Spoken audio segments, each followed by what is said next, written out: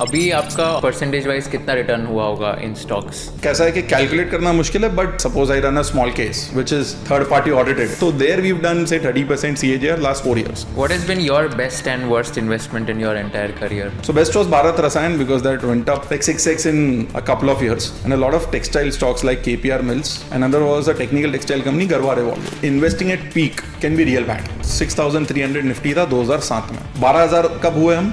2020 के बाद. तो it took you almost 14 years to exactly double. ये 2008 है जैसे, तो it took you 13 years. 2000 में किया होता तो it took you 7 years to double. तो अगर आपने पीक में बाइंग किया है, you will not beat FD returns. 2023 में 100 था, आज वो समझो 300 हो गया. अब उसके बाद आपने 15% फॉल देखा, और जो दूसरा 300 वाले ने 40% फॉल देखा. कौन स्मार्ट? आपने वो 4 साल बताए थे 92 to 2000 2008 for the brutal bear market. क्या हुआ था एग्जैक्टली? 50-60% फॉल. अब bear market like 2020 was an oddity कि जहां पे 2 साल खराब थे और फिर एक बड़ा फॉल आया. सारे पैटर्न्स जो आपने अभी एक्सप्लेन किए, व्हाट्स योर थीसिस कि अभी एज ऑफ नाउ कौन सा फेज चल रहा है?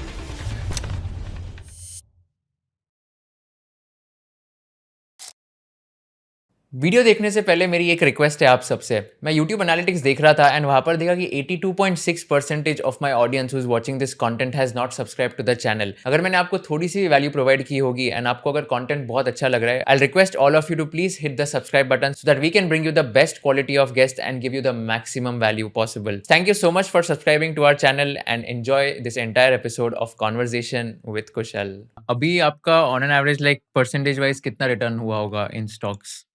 सो यार देखो, कैसा है कि कैलकुलेट करना मुश्किल है, बट जो कैलकुलेटेबल है, suppose I run a small case, right, which is third party audited, मैं कुछ भी बोल दूं वो करेक्ट हो या ना हो चेक करना एक्सेट्रा, एंड कैलकुलेट करना भी मुश्किल. तो देयर वी हैव डन से 30% CAGR last 4 years. Oh, wow. Which is a third party record. We started somewhere in August 2021. Plus over the years personally I've done better, but the fact is there is a lot of leverage, क्योंकि when you trade with leverage तो आपका जो return है वो magnified है, but risk is also magnified. तो इसके लिए I don't talk about personal returns, but I have done well here. Got it. That is what I can say. What has been your best and worst investment in your entire career? So I would say the best investments were concentrated bets. So whether it was a Bharat Rasayan in 2017 and a lot of textile stocks like KPR Mills. Another was a technical textile company, Garware Volvo. So best was Bharat Rasayan because that went up like 6x in a couple of years and took an exit also. So that was a 6x exit. And post that, say in the recent times, it was Welspun Corp maybe 2 years back. Not a sizable move in percentage basis, but 3x plus on a 30% allocation is much better than making a 10x on a 2% allocation. So Welspun Corp was like 3x. 25-30% of the portfolio. Yeah, and but went it up gave you 30x, 3x. 3x in how many years? 2 years. Ah, okay. Nice. And worst investments, like where did you lose a lot of money? So I remember some of them were in 2008, right, which actually went bankrupt. So I remember there was a company called Core Projects or a Gitanjali Gems. That is where तब ये समझ आया कि भाई fundamentals भी कुछ होता है, thematic etc. And say the last worst investment, I would say as of now was a hotel company which did not do well, but eventually did well, but it was very painful. So the worst investments were back in, and a lot of them in 2018. Some of the small caps dropped 40-50%. But that's how it is. But 40-50% तो यार अभी भी गिरा है stocks. So the worst was 2008 where you lost almost entire capital. Got it. And इसमें जब like worst investments की बात करते हैं तो इसमें the latest ones that have happened. So इसमें जो like 40-50% down होता है तो then you exited the stocks or you still hold like. So see, held I'm them? currently also owning a stock which is down 40%. Okay. But the view is कि अभी भी लगता है कि ये, आगे क्योंकि when बढ़ेगा. you're looking at value, so I'm more a technical guy who's looking at value fundamentals rather than growth all the time. तो क्योंकि growth अंडरस्टैंडिंग करने के लिए काफी रिसर्च चाहिए और एग्जिट्स बहुत ज्यादा जरूरी है. See you are buying a company which is growing really fast, right. So you buy a finance company in 2017, right, कि आपने रिलायंस कैपिटल लिया तो उसमें एंट्री ज्यादा इंपॉर्टेंट नहीं है, एग्जिट ज्यादा इंपॉर्टेंट है, राइट. अभी भी कोई बहुत सारे ईवी कंपनीज ले लिए समझो आपने, तो एंट्री इंपॉर्टेंट नहीं है, एग्जिट्स है. तो मैंने रियलाइज ये किया है कि जब मैं फंडामेंटली लेता हूं तो I am a little too late to understand कि things are going wrong. Technically तो you are strict with your stop losses, right, कि वहां पे at one point of time you give up, यार मुझे पता नहीं है कंपनी क्या कर रही है, भाव 20% गिर गया, बेच दो. बट आपने फंडामेंटली काम किया है, तो अगर आप 60p पे कोई स्टॉक ले रहे हो, if growth goes from 40% to 25%, आपको पता नहीं है कितना डी रेटिंग होगा.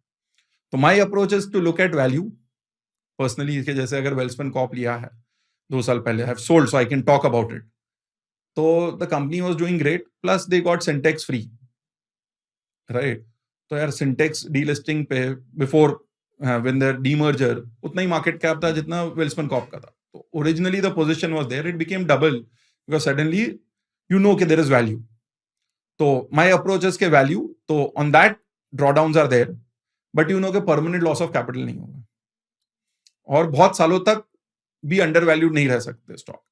बट अगर आप देखोगे कि बहुत सारे कंज्यूमर कंपनीज जो 10 साल पहले चले थे, कि अगर सिम्फनी और in the previous cycle, when they go overvalued, the 10-year returns are bad. So my approach is more value driven fundamentals and technicals. Got it.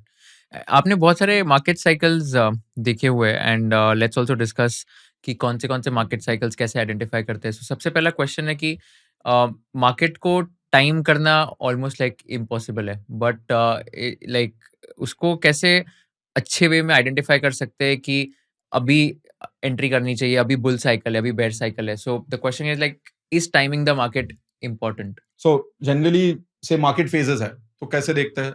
The bull market, bear market, consolidation market. तो ये 3 type के market हो सकता है, या तो ऊपर जाएगा, या नीचे जाएगा, या साइडवेज रह जाएगा. बराबर है, right. Now is timing the market important, right. So the fact is, if you are in the money management business or in the asset management business, your first job is to tell everyone, do not time the market. क्यों? अगर वो time करेगा बंदा, first of all the retail investor या individual is not capable to time, right. क्योंकि अगर जो veterans है बाजार में, वो भी एग्जैक्टली टाइम नहीं कर पा रहे हैं, राइट. तो retail investor is not going to be adept at timing, right. और टाइमिंग का मैथमेटिकल डेफिनेशन क्या है? कि आपका 50 लाख का पोर्टफोलियो है, आपने 50 लाख का माल बेच दिया और 50 लाख का माल ले लिया. अब ऐसे तो कोई नहीं करता, right. But when you will see articles कि जहां पे आता है कि अगर आप ये 10 दिन इन्वेस्टेड नहीं होते तो आप इतना लूज कर देते, उसका मतलब क्या है? वो 10 दिन के लिए आप माल बेच देते पूरा. आपने कभी देखा है किसी को कि अच्छा यार आज रशिया यूक्रेन हो रहा है, sell 100% of my portfolio? Nobody does that, right. But the math क्या इसके बॉस, अच्छा if you are not invested in those 10 days, all the returns are gone. कि जैसे ऊपर में अगर इलेक्शन हो गया, पॉजिटिव हो गया, आपने सब माल बेच दिया, right. So mathematically timing means what? 100% exit, 100% entry. Now that is what is impossible. Nobody can do it. And if you can do it, maybe you'll do it once or twice. You cannot do it for the whole career, right? There is historical evidences of people who've done that also, right? Whether it is, say, the Big Short movie or Mr. Paulson, they've not done it again and again, right? So, सबसे पहली बात यह है कि 100% exit तो होता ही नहीं. Now comes the second part कि टाइमिंग क्या जरूरी है. So you can always do asset allocation और डिसाइड कि कितना मुझे हेवी होना है इक्विटीज पे. So that is the real part. The first part is you can not exactly time, except it. And if you are a money manager, just say you can't do it only. क्योंकि अगर for example आपका business है asset gather करना, तो आपको नहीं बोलना है ना लोगों को, क्योंकि आपको पता है उनसे हो भी नहीं पाए, right. But those who do some effort, they can do asset allocation, they can do some timing. So let's discuss one interesting thing. तो इसमें लाइक अगर बुल मार्केट में अगर मुझे जाना है, लाइक आइडेंटिफाई करना है कि अभी ये it's a start of the bull market, तो ऐसे क्या फैक्टर्स है, क्या ट्रेड्स है जिससे समझ आएगा कि अभी बुल मार्केट शुरू हुआ है? सो मैं उसमें जाता हूँ और उससे पहले बताता हूँ कि how investing at peak can be real bad, right. तो सो समझो आपने 2007 के टॉप में बाइंग की, राइट. 6,300 निफ्टी था 2007 में, 2008 जनवरी रादर, राइट. 12,000 कब हुए हम? 2020 के बाद रफली, राइट. या 2018 में हुए, 18 से 20 में. we were at roughly say 12,400 roundabouts. So it took you almost 14 years to exactly double. तो अब इससे फास्ट तो आपका FD में हो जाता, right? Same if you bought in some other cycles, right? In 2020, 21, if you look at say starting point 1992 for example, right? ये 2008 है जैसे, तो it took you 13 years, right? अगर आपने उसके पहले 2000 में किया होता in the Ketan Parekh boom, so it took you 7 years to double. And say you did it in 1992, that was the worst. कि जो 4200 का रफली टॉप था 200-400 का Sensex, it did not come back for 13-14 years. We crossed it only after 14 years, right? So it can hurt you for so long. So people say time in the market is more important. तो अगर आपने peak में buying की है Harshad Mehta top या Ketan Parekh top, you will not beat FD returns for 7, 10, 15 years also. Right? So when people say time in the market, और कितना यार मतलब, right? Many a times people take out 100-year data. या Sensex का जैसे हम डेटा निकालते हैं, what do mutual funds say? Long term return कितना इंडिया का? What do you think is the long term return in India? On mutual funds. हाँ, और what do you think should be an 13, expectation? 14-15%. बराबर है. Now यही चीज 4-5 साल पहले तक 18% था. बट डेटा हम कब से ले रहे हैं? 1979 से. सेंसेक्स शुरू हुआ 1985 में, बराबर है. 1979 100-120 का बेस था. By 1992 it was 4200. लगता है तेरे या मेरे जीवन काल में ये 40 गुना सेंसेक्स होगा in the whole of our life, right? Do you think it can happen? 40x Sensex boss, right? Nifty today 40x कितना हो गया, right? 4x हुआ तो हम खुश हो जाएंगे, right? 20-25 हजार वाला 1 लाख हो जाए 5 साल में तो you'll be very happy, right? So that period 1979 to 92, which is taken into calculation, we're 44x. क्या हुआ था एग्जैक्टली इतना क्यों हुआ था रैली 44x? See, पहले तो बेस जो लिया था first 6 years of data is backdated, तो हमको पता ही नहीं है क्या था, right? And then in Harshad Mehta times in 1988 to 1992 your index went up 10x. तो मैं बोला और तब का इंटरेस्ट रेट भी अलग था, right? We were not at 6% fixed income rates. That time fixed income was at double digits, right? So a return is a factor of your fixed income plus inflation plus growth. In various weights you want to keep it, right? So up suddenly when you take from 1994 when Nifty started and mutual funds came into India in the 90s, the returns are sub 14%. It comes closer to 12%, 10-12%. अब ये किसी को बोल दोगे कि long term में mutual fund से 10-12% का एक्सपेक्टेशन है, तो पीपल लाइक यार इतना ही. मैंने बोला बॉस पोस्ट टैक्सेस आपको 5-6% ही मिल रहा है. बेस्ट केस आप मेहनत कर लो सब कुछ, राइट? फिक्स्ड इनकम में खेल के, तो you are not going to make more than 6%. So getting double of it even in the long term is great, right? So ये है कि टाइम इन द मार्केट जो बोलते हैं कि it will take care of everything, it will not. That's why you go to next part ना, कि systematic investment, buying on major corrections, etc. Right? Now, being lucky or timing, see what can happen. Right? Say if you bought in the bottom of 1994 or in 2008, for example, you bought in 2008 bottoms, right? You doubled in less than 2 years, right? Markets had gone to 7,500, 8,000. It was back to 20,000. Is less than 2 years. You look at COVID, for example, right? 7,500 Nifty thi. We were closer to 15,000 in less than 2 years. This is huge, right? So what does it tell you? Basic math क्या बोलता है कि when things are bad, I should be able to increase equity allocation. So that should be the focus. So, but most people tell you what? Remain invested for ever, keep doing SIP. But I would say forever से better SIP है. And the next is to time a little. अगर मैं bear market की बात करूं तो similarly like जो bull market के लिए आपने दिखाया, बेयर मार्केट के लिए क्या क्या चीजें होगी जो देखनी चाहिए, एंड उसके बाद ये अगर हुआ तो उसके बाद बेयर मार्केट के चांसेस है होने के? Dow theory, bull market, play everything as a trader. Stay invested, buy and hold. Bull market में. So this is the cycle we are in. So the classical example is the market goes through a long consolidation phase many a times, and then makes a multi-year high. That's start of a big bull market. तो वहां पे multi-year high बन रहा है. Then comes the huge participation phase, which is where we keep making higher tops and higher bottoms. तो जैसे ये 1990 से चार्ट है सेंसेक्स का, 4,200, 6,000 roughly. This was also 6,500 roughly. और यहां पे जो 7,200 क्रॉस हुआ, this was after 13 years. And it keeps on making higher tops and higher bottoms. Then it goes mad. तो ये पीरियड में आपको क्या करना है? Just remain invested. Similar example, a bear market 2020, bull market starts, you remain invested. ये sideways phase है, which we'll see next के साइडवेज में क्या करना है. बट ये पूरे पीरियड में क्या करना है? जो करना है करो, but stay invested. So as a trader, you want to do leverage, you do leverage, you want to do derivatives, till the time higher top, higher bottom बन रहा है. You can just stay with it. अब यहां पे problem कहां होती है? At this point, this is Jan to March 2020, we are at 12,000. 7,500, minor recovery, a little bit of a pause, and bull market starts.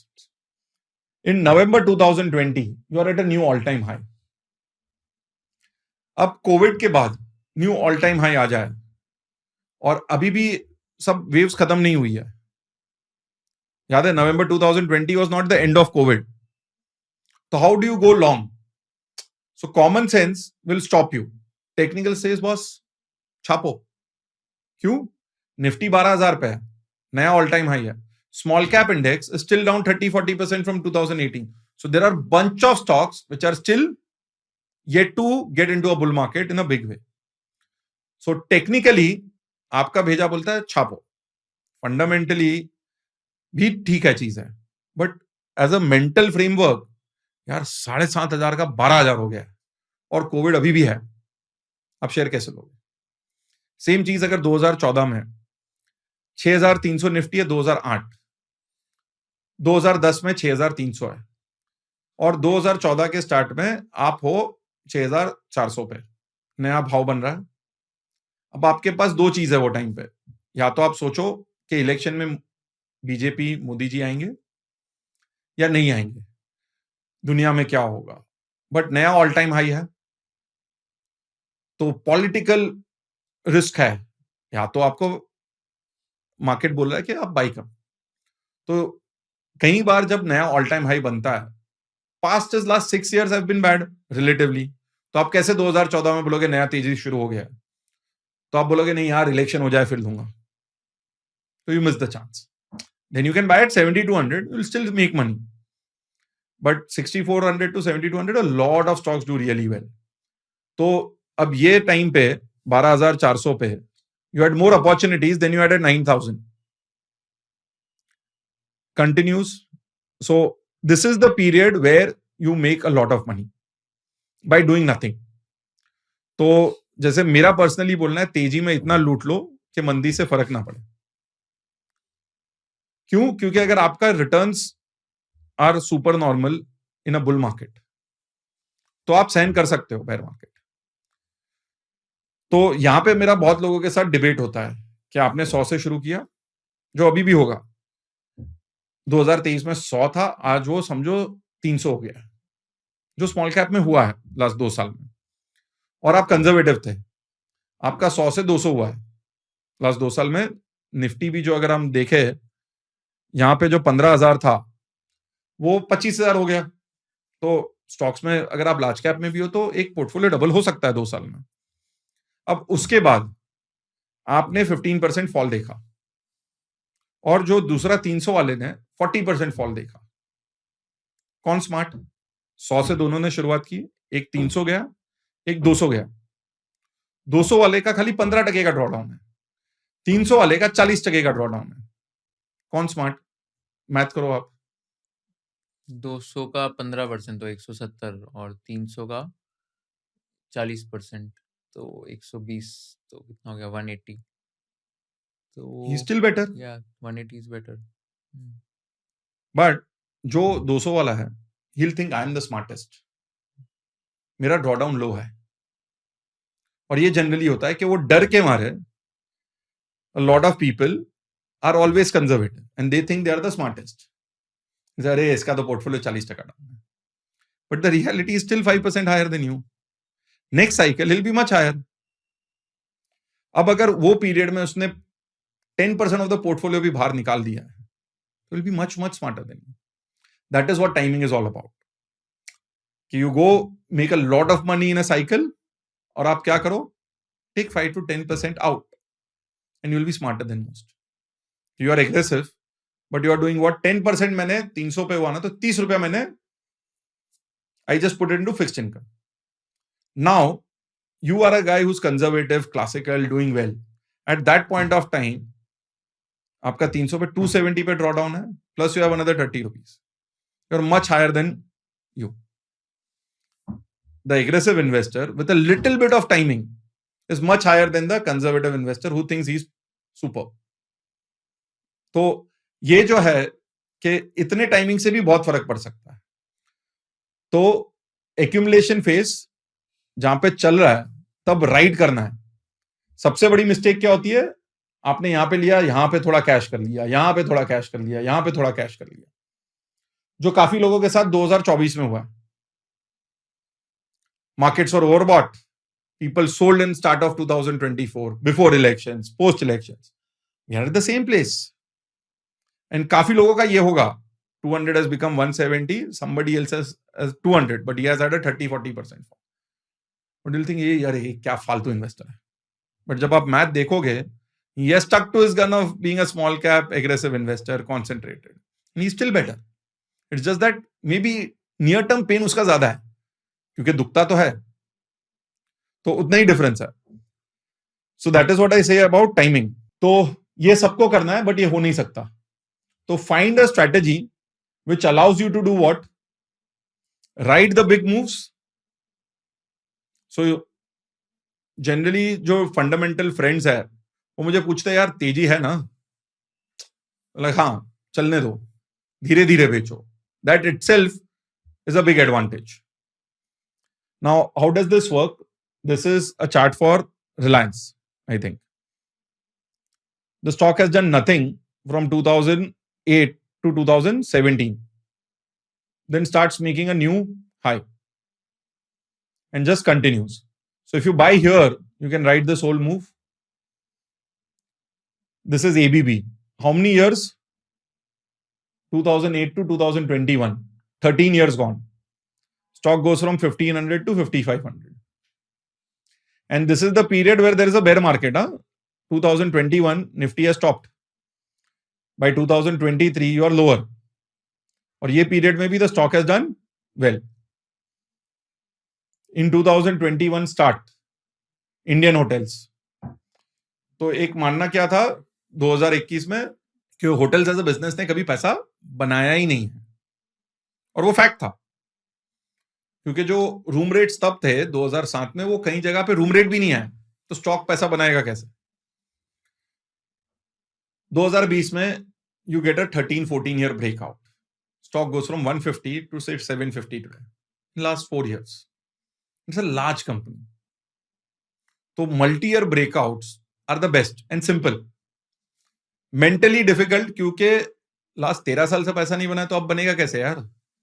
तो the only thing you have to break as a technical analyst in your mind is don't ask the question why. क्योंकि क्या होता है, multi-year breakout है तो यार stock 3 गुना हो जाएगा लगता है चार्ट पे. फिर आप पूछते हो क्यों? उसका आंसर नहीं है आपके पास, क्योंकि फंडामेंटली तब बहुत सारी चीजें क्लियर नहीं है. आज नंबर्स में दिख रहा है इंडियन होटल्स में 150 पे उतना क्लियरिटी नहीं था, जस्ट ओपन अप हो रहा था चीजें.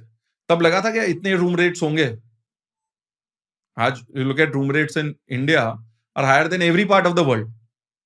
तो स्टार्ट में आपको नहीं पता है. Hindustan Unilever broke out in 2011-12 after zero return for a 10-year period, and a company which is Hindustan Unilever, well known, stock did 3x 2x in next 1 year 2 year, and it has still done well over the next 5 years. Largest company of India, Reliance, 2008 से 2016-17 तक कुछ नहीं हुआ, फिर जियो आया, stock breaks out. On the day they started charging money for Jio.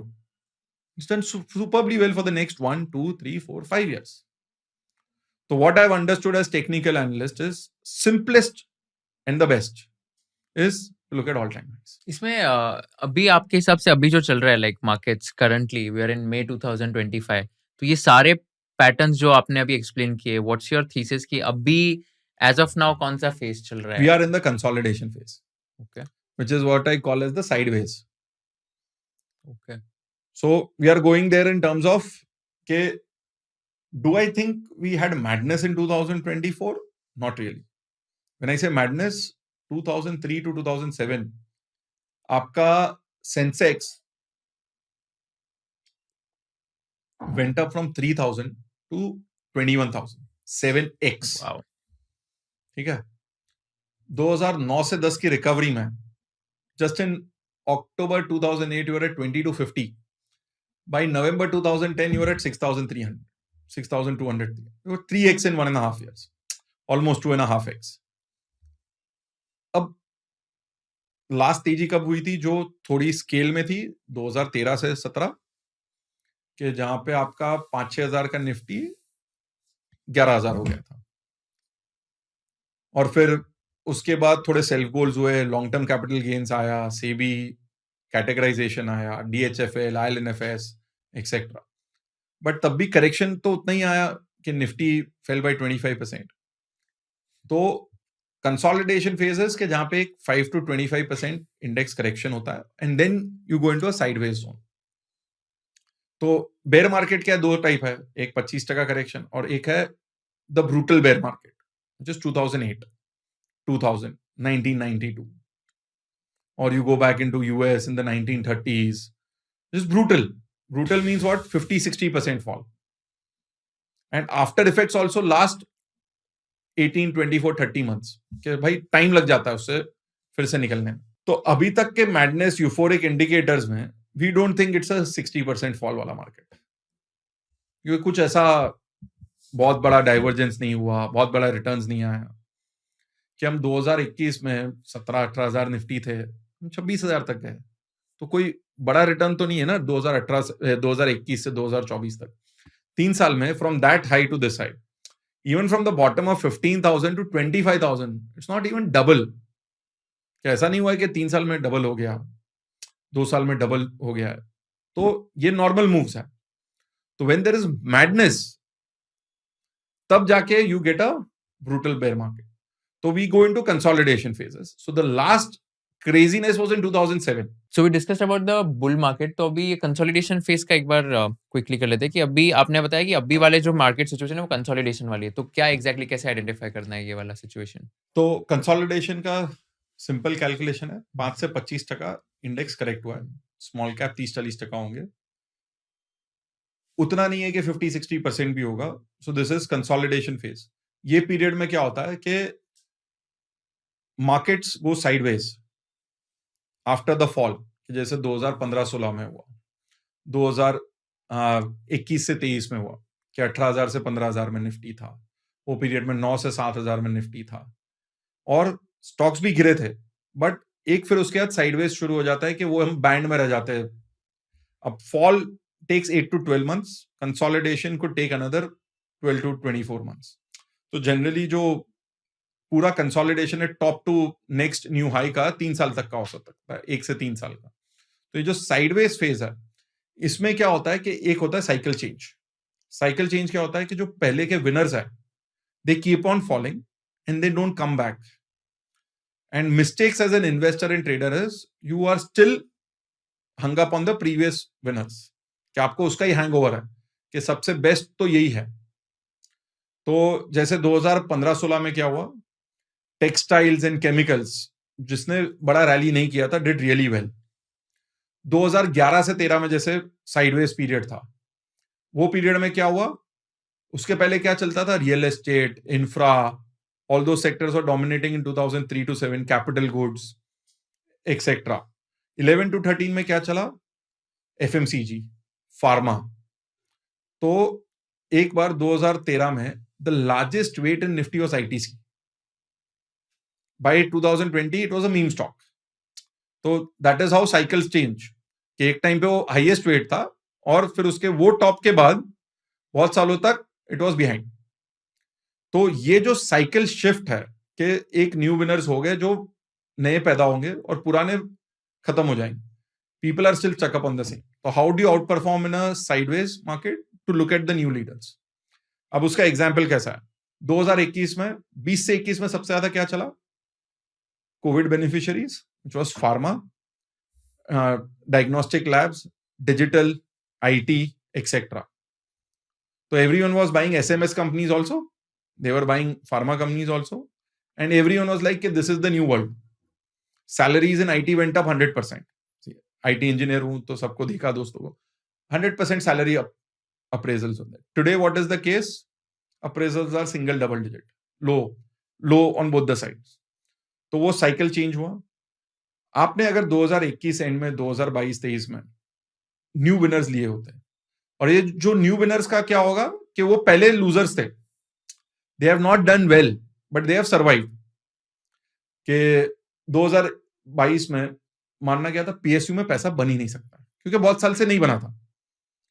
Elections भी हो गए 2014 में, PSUs did not give a great return over the next many years. And over the long period of time, ONGC at one point of time was second largest weight in Nifty and it was irrelevant by 2022. Power stocks which had gone up in 2007 did not come back again. Manufacturing, capital goods ने तेजी देखी नहीं थी. What went up in 2022-23? PSU, manufacturing, etc. Everything related to capital goods, old economy. We were all stuck, everyone was stuck upon the labs and pharmas, etc. तो वो होता है cycle change. 2015-16 textiles and chemicals. Today we say speciality chemicals, but that was the start. तो the best way as a technical analyst is a consolidation phase. Why? You make a killing, क्योंकि आपके पास relative out performer ज्यादा होंगे. तो मैंने देखा है generally, for me personally, what has worked is a sideways consolidation. In that period, index does not go up much, and if you end up with new leaders, you do really well. To give you an example, हमने एक report निकाली थी 2021 and में, the most hated promoter is changing trends. The promoter was Government of India, President of India. So we sold that report. Not many got sold from generally, but somebody replied, I want a refund. I hate PSUs. And over the next 2 years, the best return was any PSU you could pick up. You could look at Mazgaon Dock or a ONGC or a BPCL or everything under the sun. Did really well in that phase. And we were focused on capital goods, etc. Same way, we came out with a note in those period in 2020-21 saying, power a lost decade. That time, Tata Power, nobody was interested. By end of it, ऐसा था कि Tata Power ही recharge करेगा सब EV batteries को. तो वो cycle change जो होता है, वहां पे you want to find the new winners. It will not come in the first, जो करेक्शन फेज है 8 to 12 months, तब नहीं आएगा. उसके बाद जब कंसोलिडेशन शुरू होगा, you will start seeing those new leaders come in. तो we are getting into that phase. 7 months in the bear market done. Now we can have another down leg maybe, but after that the consolidation will start. Either we get another down leg or we go sideways. तो 8 to 12 months के बाद धीरे धीरे you will start seeing new winners. कि अगर 2011-13 में आपके पास pharma FMCG होते हैं तो आपका पोर्टफोलियो ही डिफरेंट होता. So let's go to the bear market phases. And इसमें आपने वो 4 साल बताए थे 92 to 2000 2008 for the brutal bear market. तो इसमें कैसे आइडेंटिफाई करते हो एंड क्या हुआ था एग्जैक्टली ये केसेस में? सो अ ब्रूटल बेयर मार्केट का मैथमेटिकल मतलब है 50-60% फॉल, और इसका प्रीसीडिंग होता है crazy bull market. A brutal bear market rarely comes without a bull market. A bear market like 2020 was an oddity, कि जहां पे 2 साल खराब थे और फिर एक बड़ा फॉल आया. बट अगर हिस्ट्री भी देख लो, यूएस मार्केट्स भी हो, right from the great economic depression of the 1929, तो यू कैन सी कि 1920s भी बोला करते थे there is a great Gatsby movie, और a lot of things across the world were made in that 19th century. A lot of, say, railway stations across the world were made in the early 19th century. तो वो period में there will be excesses. So every brutal bear market is preceded by an excess. You can say it could be financial excess, it could be some operator based, or a lot of participation. जैसे अगर 1992 है तो 1988 to 1992 index was up 10x. That is madness. 1998 to 2000, a lot of IT stocks in India which were not similar to US went up 20x, 30x. So 1992 was Harshad Mehta, 1998 2000 was Ketan Parekh. But अगर आप US देखो तो 1982 to 2000 was the golden period of US, wherein index went up 10-11x in those periods. They also had a fall in 1987, a flash crash of 30% plus. But those 18 years was the real flow into markets. So there's a book called The Bull by Maggie Maher, which talks about the 1980s, कि क्या madness हुआ था और क्या participation होता है. We are seeing a similar participation in India, institutionalized, जो mutual fund के थ्रू आ रहा है, कोविड के बाद डायरेक्ट इक्विटी में भी आ रहा है. तो 2014 से लेके अगर आज तक देखो तो you will see that similarity कि जहां पे पार्टिसिपेशन बढ़ा है. पहले म्यूचुअल फंड के थ्रू हुआ, अब लास्ट 5 साल में आपको डायरेक्ट इक्विटी में भी पार्टिसिपेशन पहली बार दिख रहा है. तो ये फेज था वो. तो वो जो एक्सेसेस बिल्डअप होते हैं उससे आता है ब्रूटल बेयर मार्केट. क्योंकि अगर आप 7x जाओगे, अगर लॉन्ग टर्म रिटर्न आपका 15% है and you go up 30% CAGR for 5 years, तो it has to be normalised by a brutal correction. The part about a brutal bear market is most of us have not seen it. Okay, I was lucky or unlucky, I saw the craziness in my first 2 years of being full time. 2007 was the best year it could be, and 2008 the worst possible year. Okay, you've seen 60% up and then 60% down. So 2008 was a fall where everything fell.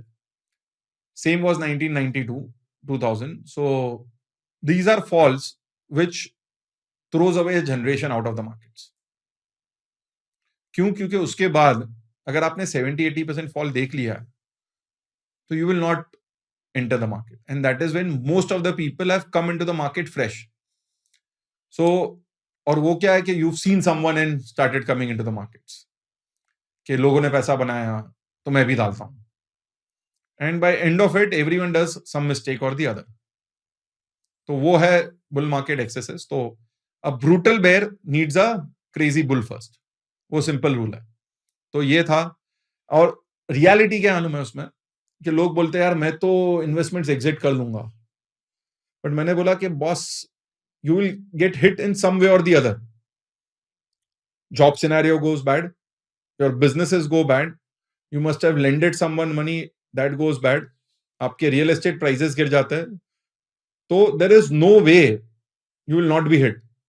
Only way you can survive is you've done a very large short position, which is difficult.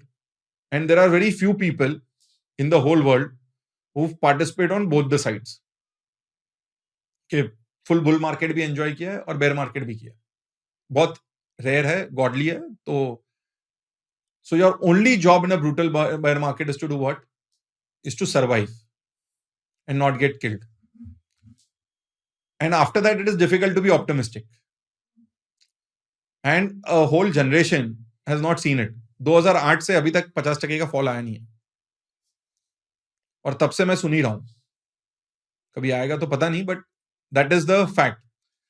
जैसे now somebody came up with a chart of 120 years of return, कि there are periods where there are no returns for 40 years also. But in the 1920s, you are alive itself was a big thing. क्योंकि if you are living, either you would be dead in the flu, the Spanish flu, or the plague, or in the war. So we cannot compare those times. We are in a different world in the last 30-40 years. So जैसे same way में 2008 के बाद we've not seen crazy bull. But if we see sometime, there is going to be a risk of a brutal bear market. As of now, it doesn't look like. And इसमें फिर like अगर brutal bear market जो भी cases हुए थे, like आपने बताया 2000, 2008 etcetera, तो वो टाइम पे ऐसे क्या फैक्टर्स थे, मतलब क्या, लाइक 2008 आई थिंक जीएफसी था, global financial crisis, 2000 what dot com bubble, 92 was Harshad Mehta scam and all. तो एग्जैक्टली तभी क्या हुआ था which caused the markets to crash all of a sudden? And वो भी 1929 का भी था ना एक, उसको भी कोई पॉपुलर मार्केट क्रैश है, So तो that क्या was हुआ a था great तभी? economic depression. That's a case of, we say, the good old 20s or the greedy 20s, where there was madness also. So in that period, if you, Dow Jones का chart तो available है, there was madness also on the upside. And there was also a lot of innovation. तो एक चीज जो है, अगर हम कॉमन सेंस से देखें तो बहुत इनोवेशन होता है एक एक्सेस की वजह से। तो एक्सेसेस आर नेसेसरी। क्यों? क्योंकि तभी जाके वो सेक्टर में पैसा आएगा। अगर 1990s में सीमेंट्स में तेजी नहीं होती तो 10 साल बाद we would not have the cement capacity in India to grow infrastructure. अगर गूगल, फेसबुक्स और बहुत सारी टेक कंपनीज 1990s में यूएस में पैदा नहीं होती तो आज हम ये नहीं कर सकते ना। तो जैसे मैं एग्जांपल देता हूं, मेरे लाइफ में अगर मैंने ऑर्कुट पे लिखना शुरू किया, फिर ब्लॉग स्पॉट पे किया, फिर यूट्यूब पे किया, तो तीनों चीजें गूगल ने खरीदी। So that was the cycle. तो ये सब 2008 में हुआ, but the company is much older.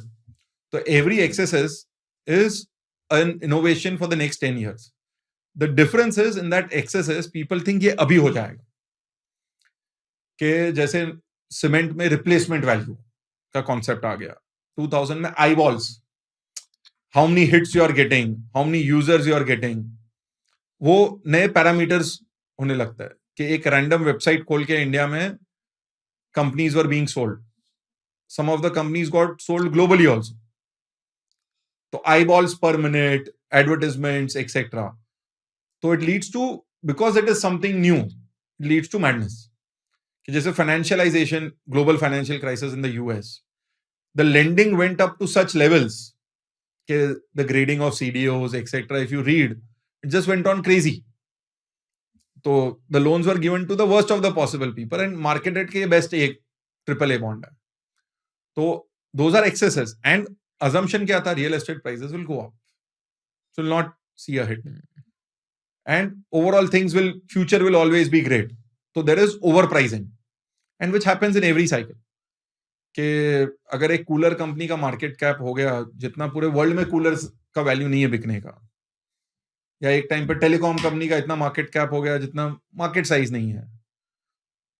There were so many telecom companies in 2007, which was new, right? तो बट आज उसके सब फोकस के बाद जियो है ना, so that creates a base for the actual growth. तो जैसे जो आज एआई है, it will be priced crazily, but we need a Nvidia for the next 20 years. The whole innovation cycle is needed. So what we have seen is के market overprices the goodness of today, कि आज जो बहुत अच्छा है उसको हम over price करते हैं। That's why stocks go to 15, 20x sales, 100p. But they're growing at 40, 50%, which is not possible forever. तो excesses are for a reason. तो कई बार लोगों का बोलना, अरे बॉस कोई बेस होगा तो उस पे लोग चढ़ेंगे भी ना, कि ऑपरेटर चला रहा है या एक इन्वेस्टमेंट बैंक चला। But people also should be able to believe and see कि आज एआई का बूम है तो दिख रहा है ना, तो that is the fact. So this is how market cycles keep coming. There will be new innovations. They will be priced. See, 1998, 2000 में या 2002, 2004 में ऐसा लगा था कि we will be dependent on internet for everything. We are today.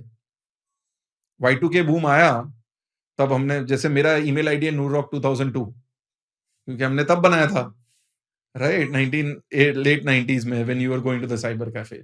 तो you like कुछ तो बना देते हैं, आज तक वही चल रहा है। बट डू यू थिंक कि जैसे हम लोग इंजीनियरिंग में वाईमैक्स पढ़ते थे, there was a technology, then came WiFi, CDMA था, और आज telecom has work differently, but telecom is working. So this are market cycles, fundamentally multiple things. Technical removes all this, कि बॉस भाव टूट गया तो साइकिल खत्म हो गया। इसलिए मैं ब्लेंड क्यों करता हूं, आप बहुत सारा ज्ञान रख सकते हो दिमाग में, इन द एंड तो आप ओनर नहीं हो कंपनी के, you are a participant and you have an exit and you have alternate opportunities. कि ऑल्टरनेट अपॉर्चुनिटी क्या है? ये कंपनी है, इसमें मैंने स्टेक लिया, मुझे अच्छा लगा, स्टॉक चल भी गया, अब मेरे पास कोई दूसरी है जो उससे बेटर है। But if you are a business owner, वो आपके पास चांस ही नहीं है। आप ये शट करके थोड़ी दूसरा शुरू कर सकते हो, राइट? अभी जैसे आप पॉडकास्ट कर रहे हो, कल डांसर नहीं बन सकते ना, बराबर है? कल के कल तो नहीं बन सकते, but you can invest in a new setup, a startup which is doing that. That is the difference. So your mobility to switch, so buy and hold forever is for the owner, not for anyone else. That is the flexibility you get as an investor and a trader. So accept it. Okay, we are not 10, and majority of the people talk holding periods are not there for 5 years. किसी का भी holding period 5 साल का भी नहीं, और long term बोलता है. इनकम टैक्स ने बोला 1 साल के ऊपर लॉन्ग टर्म है, मतलब लॉन्ग टर्म नहीं हो गया. कई बार धंधा बनाने में 2-2, 3-3 साल लगता है. तो minimum time frame for a long term investor should be 3 to 5 years. तो ये है, तो वो flexibility is your advantage. So you understand market cycles. As an investor you can play 3-5 years. As a trader, you can play 6-12 months. 6 to 12 minutes is for the algos and different world. So my view is to find a blend between both places. So I try to look at value and market cycles and blend it. तो क्या होगा कि एक cycle में winner भी मिल गया, जहां पे टेक्निकल्स भी और फंडामेंटल्स भी है. तो ये ब्लेंड की कोशिश है हर बार, and flexibility, and be ready के मार्केट में कुछ भी हो सकता है. क्योंकि things change. So if you become कि नहीं यार ये हो ही नहीं सकता. So my learning in the last 5 years, one word always, keep an open mind. 2020 में नहीं पता था कि नेक्स्ट 5 साल इतने अच्छे होंगे, और 2017-18 में ऐसा नहीं लगा था कि अगले 3 साल इतने खराब होंगे. तो keep an open mind, then you can react better, right, and adapt to the market. And market cycles इसके लिए देखना है कि वो आपको दिख रहा है कि चेंजेस हो रहा है. Most people are looking at short term, and everyone is looking at the news and deciding कि वॉर है, ये है, वो है. There could, अगर रशिया यूक्रेन नहीं होता तो शायद से defence would have not been a great mover. Possibly. Covid के बाद सप्लाई खत्म नहीं होता तो hotels. So this whole thing which we are doing, the whole digital media started after COVID. So there will be opportunities after every problem. So market cycles allows you to start looking afresh, जो generally हमारे में नहीं होता है, क्योंकि हमने जैसे पैसा बनाया वैसे ही लगता है यही राइट है, यही right. You can pivot very quickly. right. In today's term, you can pivot. Awesome. Thank you so much for doing this. बहुत ही मजा आया. Keeping an open mind is something that we have to learn. That is the most important lesson.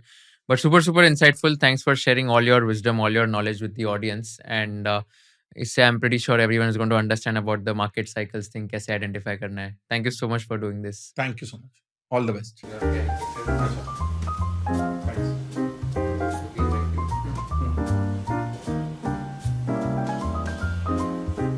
अगर आपको ये video पसंद आया होगा तो I request you to share it with all your friends and subscribe to our channel so that we can give you more value additive content in the shortest amount of time. हमको ये बताइए कि आपको कौन से kind of guest चाहिए. हमको ये बताइए कि कौन से क्वेश्चंस मुझे नहीं पूछने चाहिए थे, कौन से क्वेश्चंस मुझे और पूछने चाहिए थे ताकि आपको और ज़्यादा वैल्यू मिल सके, और कौन से ऐसे पार्ट्स है जो आपको बिल्कुल पसंद नहीं आए ताकि हम लोग ये पार्ट स्ट्रीम कर सके फ्यूचर एपिसोड्स में. So thank you so much once again for watching this episode and keep sharing all our episodes with your friends and keep giving us feedback so that we can improve and come up with better quality content.